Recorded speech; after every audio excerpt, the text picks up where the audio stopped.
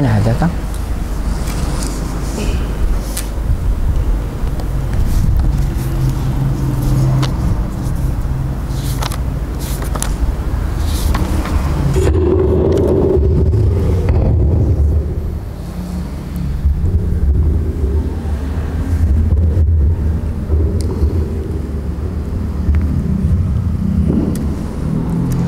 Assalamualaikum warahmatullahi wabarakatuh.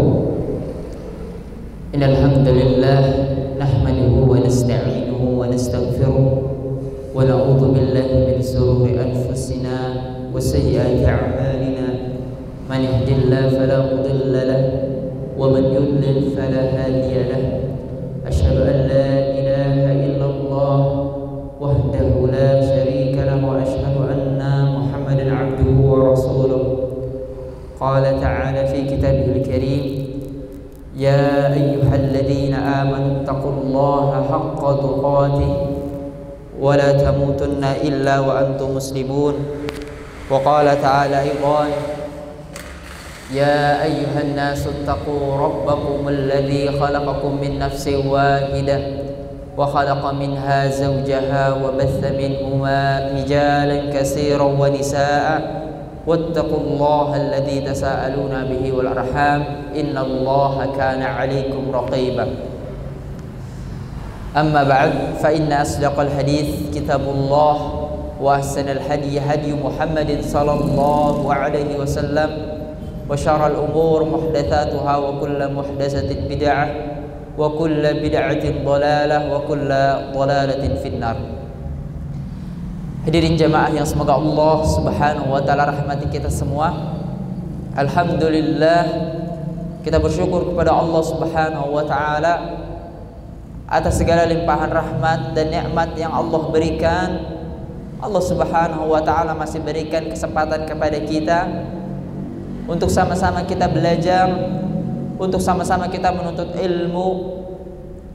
Yang kita tahu jamaah sekalian yang semoga Allah Subhanahu wa taala rahmati kita semua, tidak ada jalan yang terbaik yang bisa kita lalui untuk mendapatkan keridhaan Allah Subhanahu wa taala kecuali dengan jalan menuntut ilmu. Sebagaimana yang dikatakan oleh Nabi sallallahu alaihi wasallam, "Man salaka tariqan yaltamisu fihi ilman, sahalallahu bihi tariqan ilal jannah."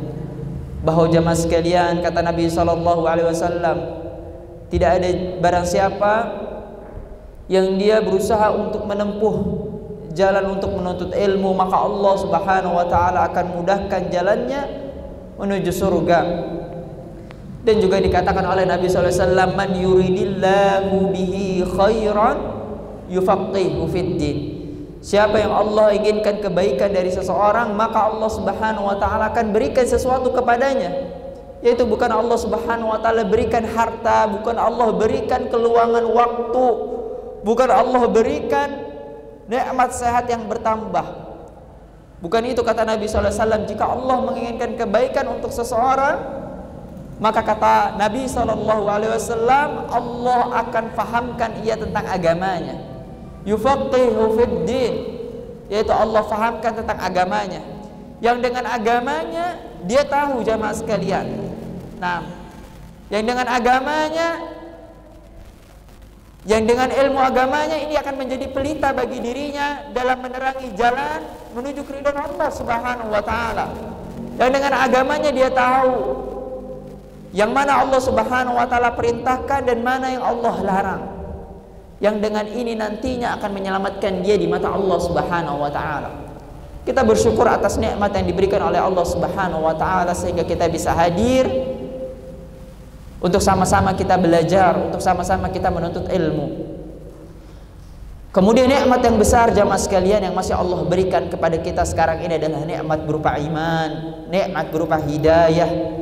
Nikmat masih Allah Subhanahu wa taala berikan iman dan Islam tertancap di dalam dada kita. Yang kita tahu jamaah sekalian, dari manusia di muka bumi ini ternyata paling banyak bukan umat Islam. Nah, umat Islam ini masih kalah banyak dengan umat yang bukan Islam. Nah, dan juga mungkin banyak orang-orang di sekitar kita yang hidup bersama dengan orang Islam, namun Allah Subhanahu wa taala masih belum berikan ia hidayah. Tapi jamaah sekalian, dengan sekarang Allah masih berikan kita iman, masih Allah berikan kita hidayah. Ini merupakan nikmat yang begitu besar yang diberikan oleh Allah Subhanahu wa taala berikan kepada kita. Maka jamaah sekalian, rasa syukur itu tidak bisa kita tinggalkan tiap harinya, agar kita bisa sampaikan kepada Allah Subhanahu wa taala baik dalam bentuk lisan maupun dalam bentuk perbuatan. Kemudian yang kedua jamaah sekalian, salawat serta salam tidak lupa kita sampaikan kepada Nabi Muhammad sallallahu alaihi wasallam beserta para keluarganya, para sahabat, kepada para tabi'in, kepada tabi'ut tabi'in, dan kepada orang-orang yang istiqamah, yang berpegang teguh dengan apa yang telah beliau ajarkan sallallahu alaihi wasallam. Kemudian jamaah sekalian yang semoga Allah Subhanahu wa taala rahmati kita semua, ana pribadi khususnya menasihatkan kepada diri ana dan umumnya kepada jamaah sekalian untuk sama-sama kita memperbaiki masalah niat. Termasuk dengan hadirnya kita menuntut ilmu di saat ini bukan hanya sekedar, sekali lagi jamaah sekalian, menghilangkan kebodohan yang ada di dalam kita, yang ada di dalam kepala kita. Karena sekali lagi jamaah sekalian, banyak orang-orang yang pintar, banyak orang-orang yang memiliki ilmu yang banyak, namun Allah Subhanahu wa taala tidak ilhamkan dia untuk bisa mengamalkan ilmunya. Maka jamaah sekalian, mengapa hal itu terjadi? Itu bisa saja terjadi karena niatnya dalam menuntut ilmu yang salah. Makanya diingatkan oleh Allah Subhanahu wa taala dalam ayat Al-Qur'an, kata Allah Subhanahu wa taala, "Wa ma umiru illa liya'budullah mukhlishina lahuddin." Bahwa ingatlah, aku ini tidak perintahkan kepada kalian untuk beribadah kepadaku kecuali dengan ikhlas. Dan termasuk menuntut ilmu ini adalah ibadah yang paling azim, ibadah yang paling besar. Dikatakan tadi bahwa jika ada seseorang yang ingin masuk surga, yang ingin mendapatkan keridhaan Allah Subhanahu wa taala, maka harus dengan menuntut ilmu.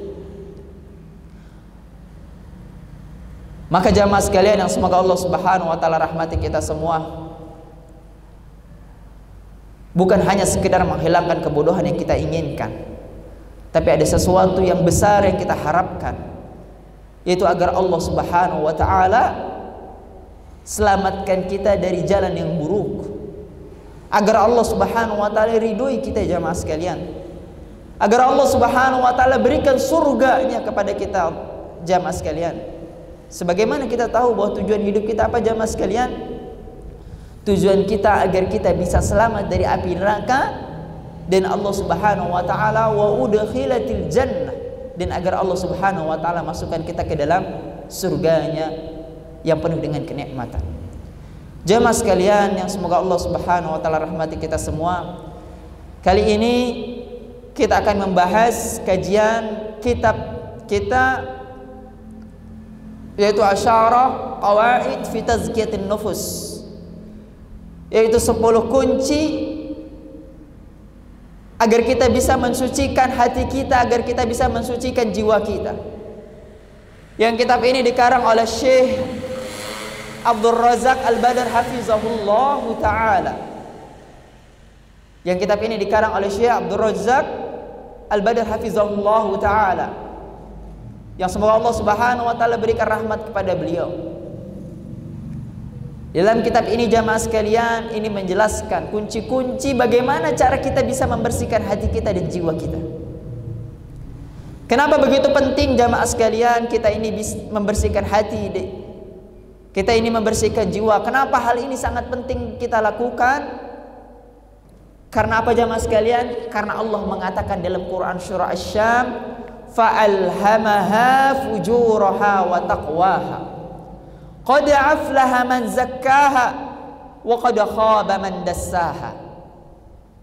Itu kata Allah Subhanahu wa taala, sesungguhnya Allah Subhanahu wa taala jadikan di dalam diri manusia itu 2 jiwa, 2 hati, yang apabila 2 jiwa atau 2 hati ini baik, maka ia telah mendapatkan keselamatan. Namun apabila dua atau jiwa ini buruk, maka apa jamaah sekalian? Maka ia tidak akan mendapatkan keselamatan. Jadi Allah Subhanahu wa taala jamaah sekalian jadikan diri manusia ini memiliki dua jiwa, yaitu jiwa yang fajir, jiwa yang buruk, jiwa yang tidak bisa melihat yang mana kebaikan dan mana yang keburukan. Dan yang kedua adalah jiwa yang bertakwa kepada Allah Subhanahu wa ta'ala. Yang kata Allah Subhanahu wa ta'ala, qad aflaha man zakkaha. Dan sesungguhnya beruntunglah orang-orang yang membersihkan hatinya, yang membersihkan jiwanya. Wa qad khaba man dassaha. Dan merugilah orang-orang yang tidak membersihkan hati dan jiwanya. Jamaah sekalian yang semoga Allah Subhanahu wa taala rahmati kita semua. Bukankah Nabi SAW juga mengatakan dalam hadisnya, ala wa inna fil jasadi mudghah, bahwa sesungguhnya di dalam satu jasad itu ada mudghah, ada segumpal daging. Idza salahat salahal jasada kulluh, yang apabila segumpal daging ini benar, maka seluruh perilakunya akan menjadi benar. Matanya akan menjadi benar, cara melihatnya akan menjadi benar jamaah sekalian. Kupingnya itu menjadi benar. Karena jamaah sekalian ada banyak orang mempunyai mata tapi belum tentu ia bisa melihat jamaah. Banyak orang dia punya kuping yang seharusnya digunakan untuk mendengar tapi ia tidak bisa mendengar jamaah sekalian. Begitu juga banyak orang yang memiliki hati di dalam dadanya, tapi sama sekali hati ini tidak bisa dipergunakan untuk menentukan mana yang baik dan mana yang buruk untuk dirinya. Kenapa jamaah sekalian? Itu karena faktor segumpal daging ini. Yang kata Nabi SAW, wa idza fasadat fasadal jasada kulluh, yang apabila segumpal daging ini rusak, maka rusak semuanya. Yaitu apa jamaah sekalian? Ala wahya qalbu, yaitu adalah hati jamaah sekalian. Yaitu adalah jiwa, yang apabila jiwa dan hati ini benar, maka manusia akan memiliki perilaku yang benar. Dan apabila jiwa dan hatinya rusak, maka akan ada manusia yang memiliki perilaku yang buruk. Maka jamaah sekalian yang semoga Allah Subhanahu wa taala rahmati kita semua, kita tidak boleh heran ketika ada orang-orang yang mungkin dia memiliki hafalan Quran yang banyak, yang dihafal Al-Quran 30 juz mutqin, yang dihafal hadis Nabi Sallallahu Alaihi Wasallam, yang dia belajar Masya Allah di fakultas yang Masya Allah, yang dia belajar di universitas yang Masya Allah, yang bahkan dia adalah imam masjid. Nah, tapi apa jamaah sekalian, ketika dia berbicara ia memiliki lidah yang sangat tajam yang bisa melukai hati orang lain. Yang ketika dia melihat, penglihatannya ini sangatlah buruk. Yang apabila ia berbicara, yang apabila ia melangkah, ia tidak bisa melangkahkan kakinya ke tempat yang baik. Nah, maka jamaah sekalian yang semoga Allah Subhanahu wa taala rahmati kita semua, ketika Imam Malik ditanya oleh siapa jamaah sekalian? Oleh muridnya, siapa yang berhak kami ikuti? Siapa yang berhak kami ikuti jalannya? Siapa jamaah sekalian? Imam Malik tidak mengatakan bahwa saya yang bisa diikuti, la. Tapi apa kata Imam Malik? Yang sudah masuk ke dalam kuburan ini, yaitu Nabi Sallallahu Alaihi Wasallam. Kenapa jamaah sekalian? Karena Imam Malik merasa mungkin dirinya bukanlah orang yang bersih hatinya. Dan orang yang telah dijamin kebersihan hatinya adalah Rasulullah Sallallahu Alaihi Wasallam.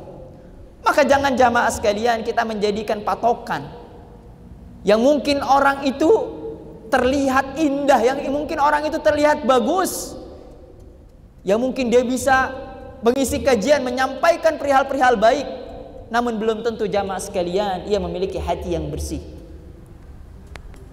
Maka banyak kejadian jamaah sekalian yang mengatakan ada seorang ustadz yang Masya Allah, istrinya mengatakan suaminya ini mengajarkan kebaikan kepada banyak manusia, yang sangat baik muamalahnya, namun ketika masuk ke dalam rumah ia menjadi sangat buas, lebih buas daripada singa. Yang bahkan ia tidak bisa mengajarkan istrinya yang baik dan mana yang buruk. Maka yang salah apa jamaah sekalian? Yang salah bukanlah ilmunya, yang salah bukanlah Al-Qur'annya yang dia pelajari, bukanlah yang salah adalah hadisnya, tapi yang salah apa jamaah sekalian? Yang salah kemungkinan adalah hati dan jiwanya. Bagaimana ia mengambil hadisnya, bagaimana ia mengambil Al-Qur'annya, bagaimana ia belajar agamanya. Apakah ia belajar agama itu benar, dia niatkan untuk membersihkan hatinya, ia niatkan untuk membersihkan jiwanya, atau sebaliknya ia belajar agamanya hanya tujuan utamanya menghilangkan kebodohan yang ada di kepalanya.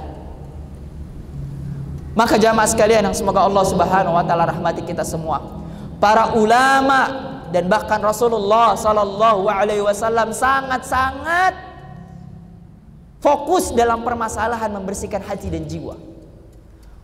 Bahkan jamaah sekalian, para sahabat pun demikian, para tabi'in dan tabi'ut tabi'in. Makanya dalam kitab Sahih Bukhari jamaah sekalian ada kitab namanya Kitabuz Zuhud. Kitabuz Zuhud itu kitab gimana cara membersihkan hati.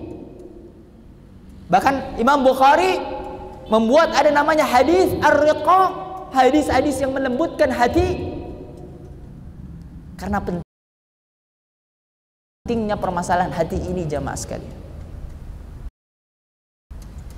Jika hati ini rusak sebagaimana yang dikatakan oleh Nabi SAW, jika jiwa ini rusak, maka bagaimanapun ia menghiasi dirinya dengan keindahan, akan tercium juga aib yang busuk yang ada di dalam dirinya jamaah. Maka penting sama-sama kita semua jamaah sekalian membersihkan hati dan membersihkan jiwa kita semua. Kemudian jamaah sekalian yang semoga Allah Subhanahu wa taala rahmati kita semua, kunci yang pertama yang disampaikan oleh Syekh Abdul Razak Al-Badr hafizahullahu taala, agar kita bisa membersihkan hati dan agar kita bisa membersihkan jiwa kita, yaitu dengan bertauhid kepada Allah Subhanahu wa taala. Maka jamaah sekalian yang semoga Allah Subhanahu wa taala rahmati kita semua, tauhid ini menjadi kunci yang utama, yang apabila kunci utama ini tidak dimiliki oleh seseorang, maka ia tidak akan bisa mendapatkan kunci-kunci yang lainnya. Yang akan bisa membersihkan jiwa yang paling utama di antara kunci-kunci lain yang akan kita pelajari adalah faktor ini, faktor permasalahan tauhid. Kenapa jamaah sekalian? Karena tujuan kita diciptakan oleh Allah Subhanahu wa taala untuk hal ini. Sebagaimana yang dikatakan oleh Allah Subhanahu wa taala dalam ayatnya, kata Allah, "Wa ma khalaqtul jinna wal insa illa liya'budun." Aku tidaklah menciptakan jin dan manusia kecuali untuk beribadah. Ini menunjukkan apa jamaah sekalian? Menunjukkan memang yang Allah inginkan dari adanya manusia, dari adanya penciptaan manusia itu agar beribadah kepadanya. Bukankah jamaah sekalian yang menjadi tujuan diturunkan Rasul kepada para umatnya adalah untuk apa jamaah sekalian? Ani'budullah wajtanibut taghut. Yaitu agar dia bisa mereka mengingatkan untuk mentauhidkan Allah, agar beribadah kepada Allah dan menjauhi perkara-perkara taghut jamaah sekalian. Maka jamaah sekalian yang semoga Allah Subhanahu wa taala rahmati kita semua, tauhid ini menjadi kunci yang utama dan menjadi keseharusan seseorang yang ingin hatinya dibersihkan. Maka jamaah sekalian, jika ada seseorang yang kita lihat dia sangat baik dalam kehidupan sehari-harinya, sehingga mungkin ada yang mengatakan, "Ustadz, ada orang yang bukan Islam tapi Masya Allah sifat memberinya sangat-sangatlah dermawan. Ada orang-orang yang bukan Islam ya Ustadz, tapi ia sangat-sangat mudah dan meringankan urusan kami. Tapi ternyata ada orang-orang yang Islam Ustadz, yang mengaku dirinya beriman kepada Allah Subhanahu wa taala, tapi sangatlah kikir, tapi sangatlah menyulitkan kehidupan kami. Apakah ini tidak menandakan bahwa lebih baik dan lebih bersih hatinya orang-orang yang bukan Islam? Maka jawabannya apa jamaah sekalian? Maka jawaban ini adalah jawaban yang salah. Kenapa jamaah sekalian? Seandainya jiwanya bersih, seandainya hatinya bersih, maka apa jamaah sekalian? Hatinya akan mengikuti panggilan dari fitrahnya. Yaitu apa? Yaitu mentauhidkan Allah Subhanahu wa ta'ala. Seandainya hatinya bersih jamaah sekalian, maka hidayah akan masuk ke dalam hatinya. Betapa banyak jamaah sekalian wasail, alat-alat agar dia bisa mendapatkan hidayah, agar ia bisa mengetahui Islam ini betapa indahnya. Tapi justru itu tidak bisa ia rasakan. Ia tidak bisa mendengar kajian. Padahal betapa banyak masjid yang menggelar kajian. Bahkan Allah Subhanahu wa ta'ala mudahkan dengan ada aplikasi-aplikasi yang mudah agar ia bisa mendengar hidayah. Tapi apa jamaah sekalian? Tapi ternyata hidayah tidak masuk ke dalam hatinya. Kenapa ini terjadi jamaah sekalian? Karena mungkin hatinya yang sudah Allah kunci. Hatinya yang penuh dengan hitam yang pekat sehingga hidayah tidak bisa masuk ke dalam hati yang seperti ini jamaah sekalian. Jamaah sekalian yang semoga Allah Subhanahu wa ta'ala rahmati kita semua. Seandainya kita ingin memandingkan kebaikan, ada seseorang yang mungkin telah kita sebutkan, yang dia ini membela Rasulullah SAW dalam berdakwah, melindungi Nabi SAW dalam berdakwah, dan dia menjadi orang yang pertama yang menjadi pagar melindungi Nabi SAW, yang ia selalu didakwahin oleh Nabi SAW pagi, siang dan malam, hingga akhir hayatnya jamaah sekalian. Nabi SAW terus mendakwahkan dia. Yaitu Abu Thalib jamaah sekalian. Namun ternyata Allah Subhanahu wa ta'ala tidak memberikan hidayah kepada dia jamaah sekalian. Kenapa jamaah sekalian? Karena mungkin tadi jamaah sekalian hatinya yang sudah terkunci, yang sudah kotor, sehingga tidak bisa dimasuki oleh hidayah lagi jamaah sekalian. Maka jamaah sekalian yang semoga Allah Subhanahu wa ta'ala rahmati kita semua, faktor yang paling penting, yang paling utama yang seharusnya manusia lakukan jika ia ingin membersihkan hati dan dirinya dan jiwanya, maka ia harus mentauhidkan Allah Subhanahu wa ta'ala dengan sebenar-benarnya jamaah sekalian. Kemudian yang kedua jamaah sekalian, adapun kali ini pembahasan kita meringkasnya jamaah sekalian. Semoga Allah Subhanahu wa ta'ala berikan rahmat kepada kita semua, dan Allah bersihkan hati kita, serta Allah selamatkan hati kita. Yang kedua jamaah sekalian, yang menjadi kunci agar hati kita ini bersih dan jiwa kita ini bersih, yaitu dengan apa jamaah sekalian? Dengan banyak-banyak berdoa kepada Allah Subhanahu wa ta'ala. Kenapa jamaah sekalian? Karena doa ini adalah senjatanya kaum mukmin. Jadi dikatakan ad-du'a'u silahul mu'min. Doa adalah senjata yang paling kuat yang dimiliki oleh seorang yang beriman. Yang bukankah Nabi SAW jamaah sekalian telah dijamin kesuciannya, telah dijamin kebersihan hatinya, tapi apa jamaah sekalian? Tapi ia masih banyak berdoa meminta agar Allah Subhanahu wa ta'ala jadikan hatinya menjadi hati yang selamat, menjadi hati yang bersih. Apa doanya Nabi SAW jamaah sekalian? Apa jamaah sekalian? Yaitu doanya Nabi SAW, ya muqallibal qulub tsabbit qalbi ala dinik. Wahai engkau Rabb yang maha membolak-balikkan hati, tetapkanlah hati ini pada agamamu. Wa ya musarrifal qulub sarrif qulubi ala ta'atik. Wahai engkau yang maha membelokkan hati, belokkan dan condongkan hati ini menuju ketaatan kepadamu. Ini menandakan jamaah sekalian, Rasulullah SAW ingin mengabarkan posisi hati. Betapa pentingnya posisi jiwa yang harus kita perhatikan. Bukankah Nabi SAW jamaah sekalian, sebelum masuk ke hidayah kenabian ke dalam dadanya, apa yang dilakukan oleh Allah Subhanahu wa taala? Apa yang dilakukan oleh Allah jamaah?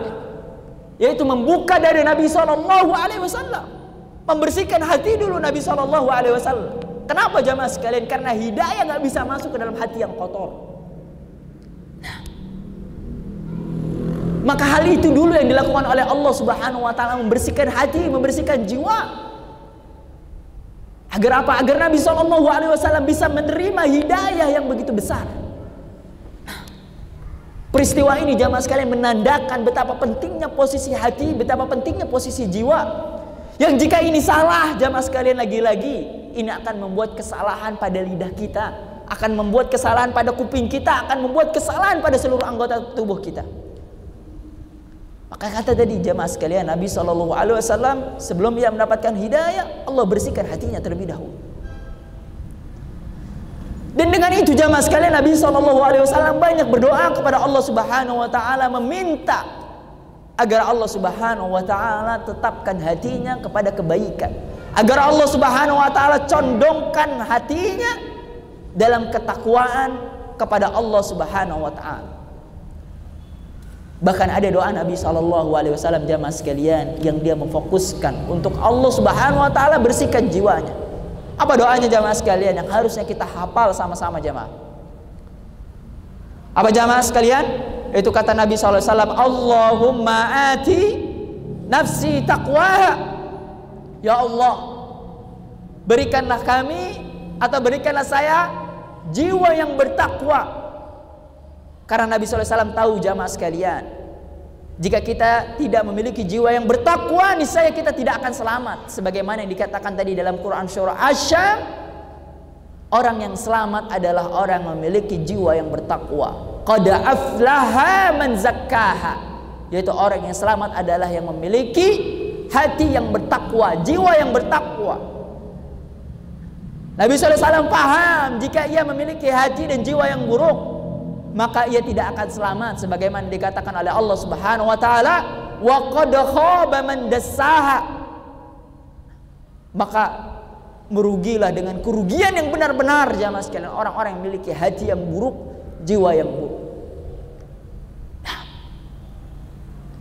Maka Nabi SAW berdoa, Allahumma ati nafsi taqwa. Ya Allah, berikanlah kami, berikanlah saya hati yang bertakwa.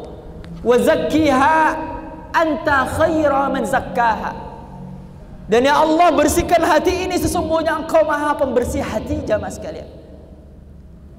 Anta waliyuha wa maulaha. Karena ya Allah, Engkaulah yang memiliki hati dan Engkaulah yang menguasai. Kenapa jamaah sekalian? Karena hati ini baina isba'ain, di antara dua jari Allah Subhanahu wa taala. Jika Allah Subhanahu wa taala ingin selamatkan, maka Allah akan selamatkan. Dan kita juga harus bersyukur jamaah sekalian. Mungkin hadirnya kita di sini sekalian, Allah Subhanahu wa taala ingin selamatkan hati kita. Tapi kata Allah, disampaikan oleh sabda Rasulullah SAW, seandainya Allah Subhanahu wa taala ingin hancurkan hati ini, ingin belokkan hati ini kepada keburukan, maka juga ini adalah kekuasaan Allah Subhanahu wa taala. Karena sesungguhnya anta waliyuha wa maulaha. Karena sesungguhnya hati ini jamaah sekalian, jiwa kita adalah milik Allah Jalla wa'ala. Dan hak Allah Subhanahu wa ta'ala mengarahkan kemana hati dan jiwa kita ini. Jamaah sekalian yang semoga Allah Subhanahu wa ta'ala rahmati kita semua. Kadang-kadang kita ini banyak sekali menginginkan kebaikan untuk diri kita, tapi ternyata kita melupakan hal yang utama. Cara seperti apa agar kebaikan itu datang kepada kita? Yaitu dengan apa jamaah sekalian? Yaitu dengan membersihkan hati dan jiwanya terlebih dahulu.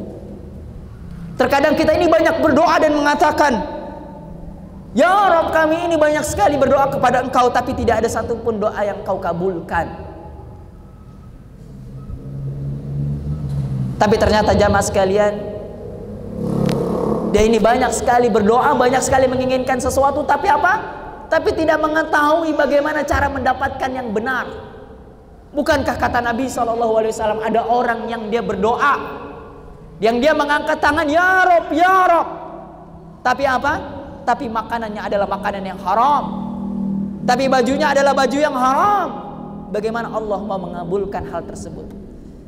Tapi hatinya, hati yang apa jamaah sekalian? Hati yang selalu ghaflah, yang selalu lalai dari panggilan Allah Subhanahu wa taala. Bagaimana Allah Subhanahu wa taala mau mengabulkannya? Maka kunci yang penting, kalau dia ingin Allah Subhanahu wa taala mengabulkan apa yang dia pinta, yaitu dengan tadi meminta kepada Allah Subhanahu wa taala terlebih dahulu agar Allah bersihkan hatinya, agar Allah bersihkan hati, jiwa dan jiwanya. Karena tidak mungkin jamaah sekalian kita mendapatkan apa yang kita inginkan kecuali dengan harus membersihkan terlebih dahulu apa yang ada di dalam diri kita ini jamaah sekalian. Maka Nabi SAW sangat-sangat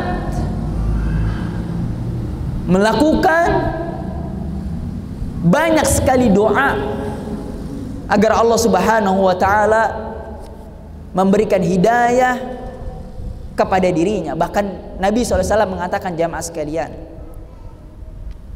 sebagaimana tadi disebutkan dalam pembukaan kita, may yahdillah fala mudhillalah wa man yudlil fala hadiyalah. Siapa yang Allah Subhanahu wa taala berikan hidayah kepadanya, maka ia tidak akan bisa menyesatkannya. Dan siapa yang Allah telah sesatkan, maka ia tidak akan bisa mendapatkan petunjuk dari siapapun.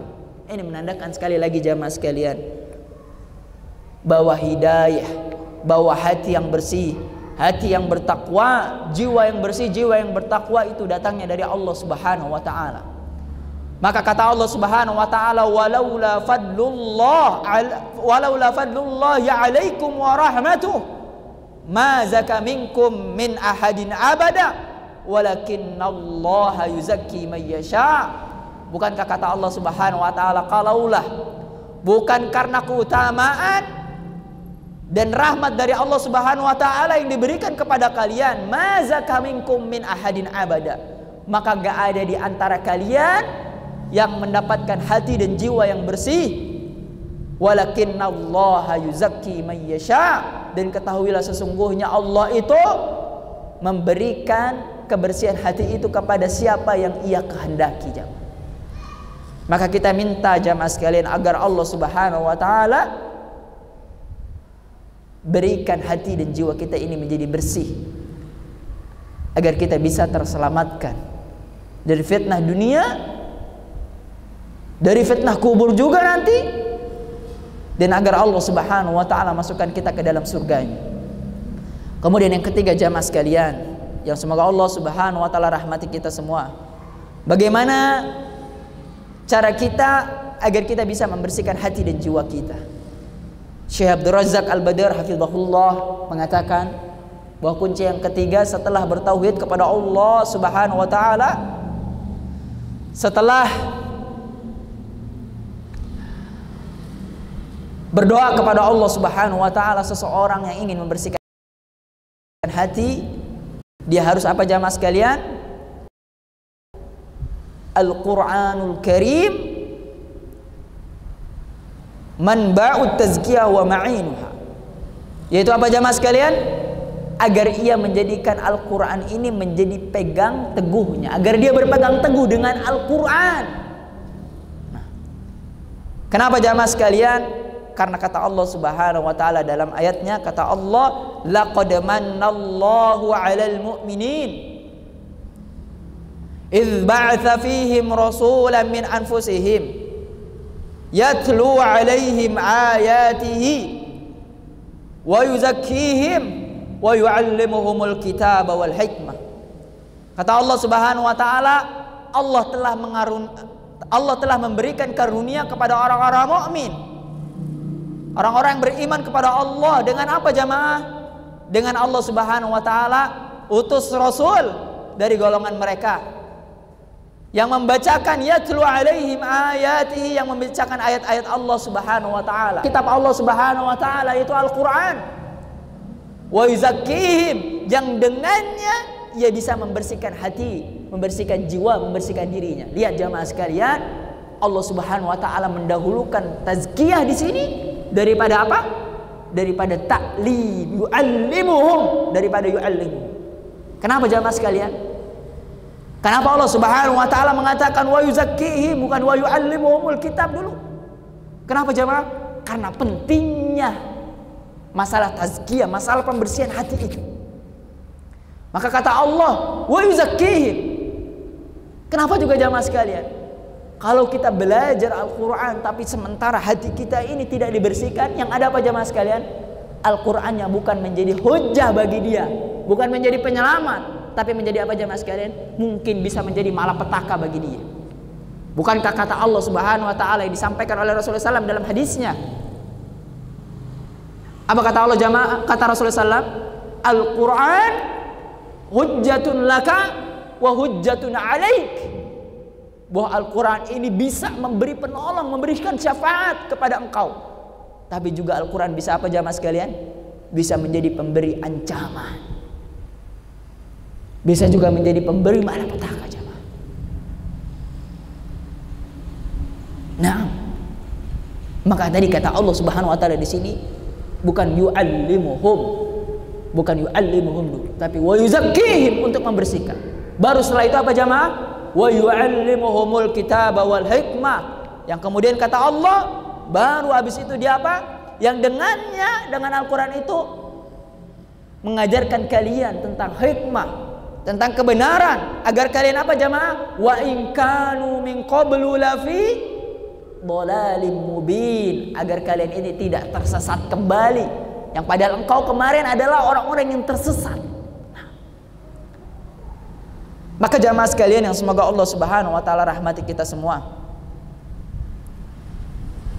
siapa yang ingin membersihkan hatinya, membersihkan jiwanya, tapi justru jemaah sekalian ia mengambil sesuatu hal-hal yang ternyata bukan membersihkan hati dan jiwanya.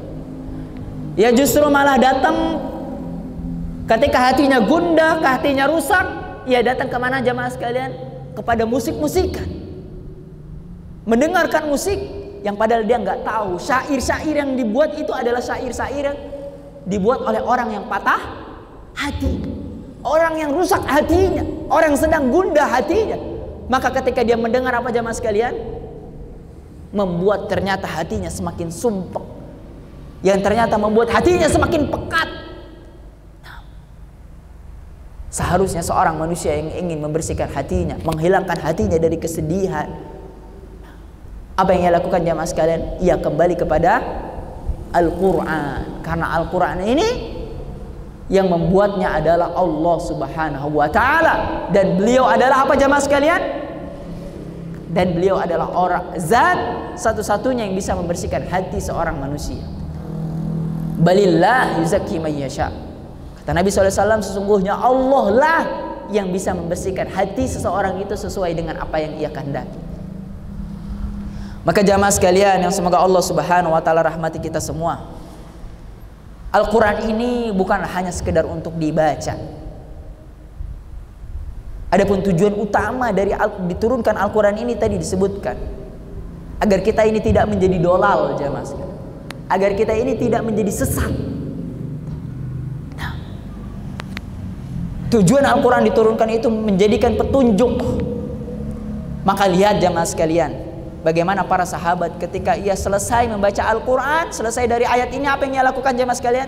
Ia bertanya kepada Rasulullah SAW, apakah kami ini ya Rasulullah SAW sudah sesuai dengan apa yang Allah sebutkan dalam Al-Quran? Maka disebutkan jemaah sekalian oleh Fudail bin Iyad, di zamannya Fudail, beliau mengatakan banyak sekali orang-orang yang berusaha memperbaiki bacaan Al-Quran. Banyak sekali orang-orang yang baca Quran, tapi dia lupa dari tujuan utama itu Al-Quran diturunkan agar apa? agar ia fahami dan agar dia apa? Laksanakan dalam kehidupannya, agar ia jadikan petunjuk. Kata Fudail, pada zamannya banyak sekali orang-orang yang tertipu, yang merasa Al-Quran itu hanyalah sebagai bahan bacaan, bukan sebagai bahan petunjuk. Maka jamaah sekalian yang semoga Allah Subhanahu wa taala rahmati kita semua. Kata Fudail, innama nazzala al-Qur'an liyu'mala bihi fattakhadhan nas qira'atah amalan. Kata Fudail, sesungguhnya Al-Quran itu diturunkan untuk diamalkan. Tapi ternyata apa? Banyak manusia yang menyangka Al-Quran itu cuma sekedar qira'ah, hanya sekedar untuk dibaca. Maka nanti disebutkan oleh Allah Subhanahu wa taala. Kata Allah apa jamaah sekalian? Afala yatadabbaruna Quran am ala qulubin aqfaluha. Apakah engkau tidak bisa mentadabburi Al-Quran sehingga engkau mengetahui apa yang Allah perintahkan dan apa yang Allah tidak perintahkan?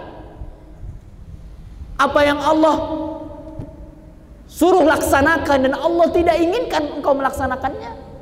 Atau justru ternyata karena apa jamaah sekalian? Karena hatinya terkunci.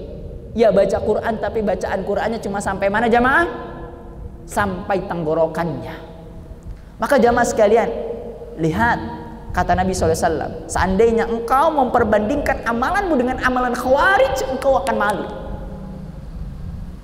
Kenapa jamaah sekalian? Karena orang-orang Khawarij mengedepankan amal daripada apa jamaah? Daripada bersihin hati, daripada bersihin jiwa. Dia nggak mengedepankan itu. Maka jika engkau ingin perbandingkan amalanmu, maka engkau akan malu. Sholat malammu dengan sholat Khawarij, engkau malu. Mereka sholat sepanjang malam. Bacaan Al-Quranmu betapa indahnya, engkau bandingkan dengan orang-orang Khawarij, engkau malu. Mereka lebih indah dan lebih bagus, lebih mungkin dari engkau. Tapi ingat, mereka itu punya kelemahan. Mereka baca Quran cuma sampai apa?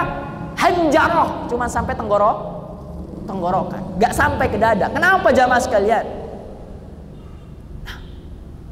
Karena mereka melupakan tujuan Al-Quran diturunkan bukan hanya sekedar dibaca, bukan hanya sekedar dihafal, bukan hanya sekedar diketahui. Tapi apa tujuan utamanya tadi?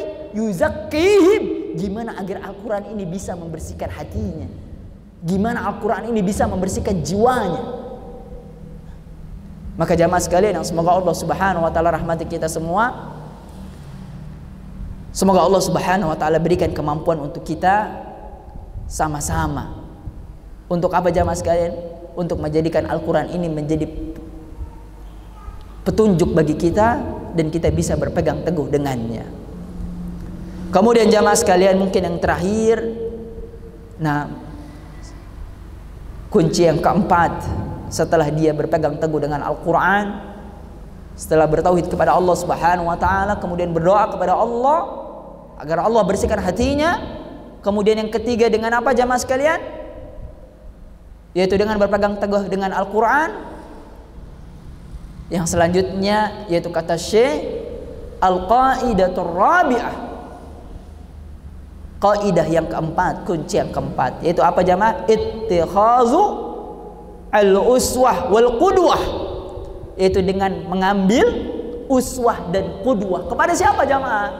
Dia ngambil uswahnya kepada siapa? Dia mengambil uswah dan qudwahnya yaitu kepada Nabi Muhammad sallallahu alaihi wasallam. Yaitu kunci yang keempat, dengan mengikuti sunnah Nabi Muhammad sallallahu alaihi wasallam dan menjadikannya sebagai teladan. Apa dalilnya?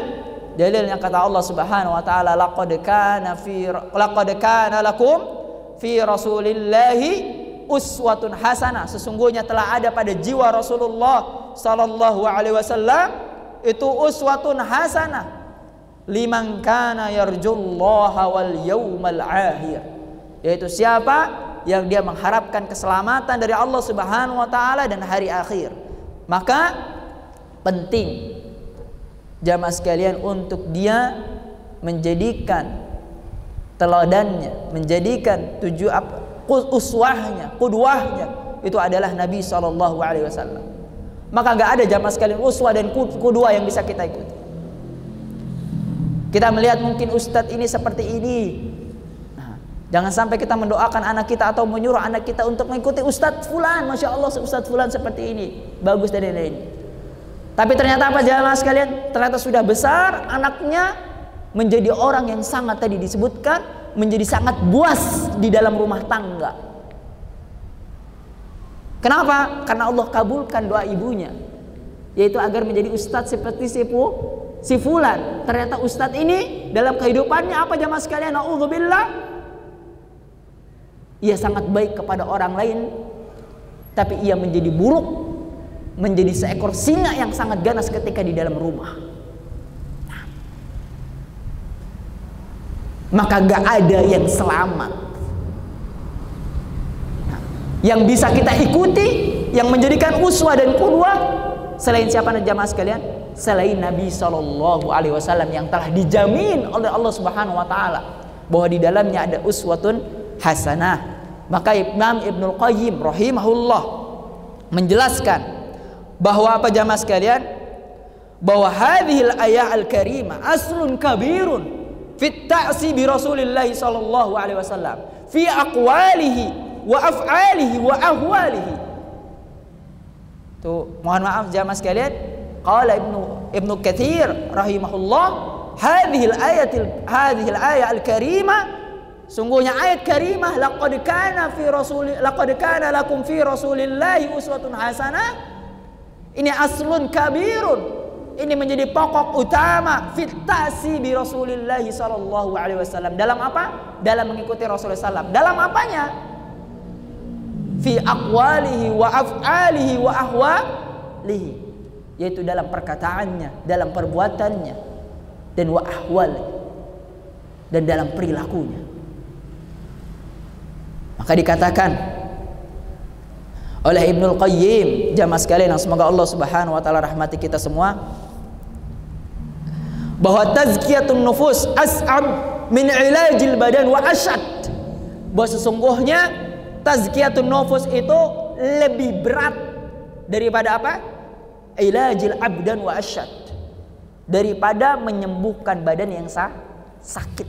Wa asyad, dan lebih keras. Faman zakka nafsahu biriyadhah wal mujahada wal khalwah allati lam yaji biha ar-rasul huwa kal marid alladhi yu'alij nafsahu bi ra'yihi. Maka kata Imam Ibnul Qayyim, siapa yang berusaha bersihkan hatinya, berusaha bersihkan jiwanya dengan apa?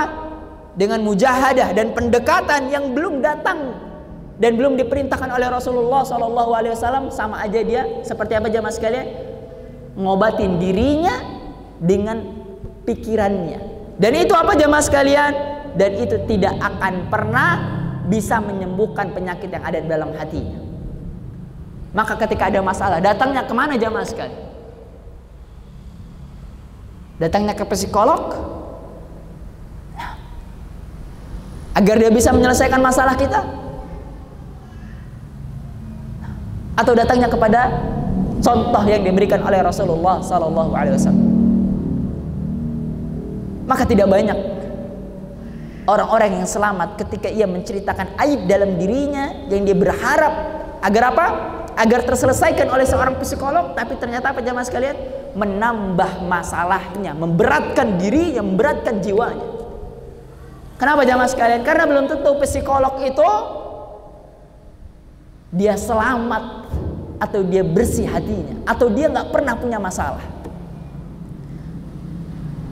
Dia pintar menasihati orang lain, padahal rumah tangganya apa jamaah sekalian? Rumah tangganya kacau, rumah tangganya pecah. Gimana jamaah sekalian? Dia mengobati dirinya sendiri pun tidak bisa. Lalu bagaimana ia bisa mengobati orang lain? Maka siapa dokter yang paling tepat, kata Ibnul Qayyim, ketika orang memiliki hati yang rusak, memiliki hati yang sakit, hati yang gundah? Siapa jamaah sekalian? Yaitu Rasulullah Sallallahu Alaihi Wasallam. Maka jamaah sekalian yang semoga Allah Subhanahu Wa Taala rahmati kita semua, jika ada orang-orang yang dia ingin bersihkan hatinya, yang ingin dia bersihkan jiwanya dengan cara-cara bukan yang ada datangnya dari Rasulullah SAW, justru ia bukan apa jamaah sekalian? Bukan mengobatinya, tapi membuat dirinya tambah parah. Karena apa jamaah sekalian? Banyak sekali orang-orang yang mengobati dirinya ketika hatinya sakit, dia datang ke mana jamaah sekalian? Ia lakukan semedi-semedi. Ia lakukan hal-hal yang bukan datang dari Rasulullah SAW. Ingat, kata Nabi SAW, man amila amalan laisa alaihi amruna fahuwa raddun. Bahwa siapa yang beramal dengan amalan yang tidak ada contohnya, yang tidak ada di perintahnya, maka ia akan menjadi apa jamaah sekalian? Maka ia akan tertolak. Maka jamaah sekalian yang semoga Allah Subhanahu wa taala rahmati kita semua. Qala al-Imam Sufyan ibn Uyainah rahimahullah, inna Rasulullah, sesungguhnya Rasulullah SAW, huwal mizanul akbar, yaitu dia adalah sesuatu timbangan yang besar, timbangan yang azim. Ketika orang sesuatu ingin membersihkan hatinya, membersihkan akhlaknya, membersihkan jiwanya, maka harusnya dia mengikuti siapa? Mengikuti Rasulullah sallallahu alaihi wasallam. Mungkin ini saja yang bisa Anda sampaikan jamaah sekalian, dan insyaallah kita lanjutkan kaidah yang kelima sampai kaidah yang ke-10 di pertemuan yang akan datang biiznillah. Jazakumullah khairan, barakallahu fikum, dan semoga Allah Subhanahu wa taala berikan kita kemampuan untuk membersihkan hati, kemampuan untuk membersihkan jiwa, dan agar Allah Subhanahu wa taala selamatkan kita menjadi orang-orang yang memiliki hati yang bertakwa, hati yang bersih, hati yang nanti Allah Subhanahu wa taala masukkan ke dalam surga, yaitu hati yang salim, hati yang mutmainnah atas perintah-perintah Allah Subhanahu wa taala dan apa yang telah Allah larang. Jazakumullah khairan, barakallahu fikum. Sebelum kita tutup kajian kita, jika ada pertanyaan tafadhol.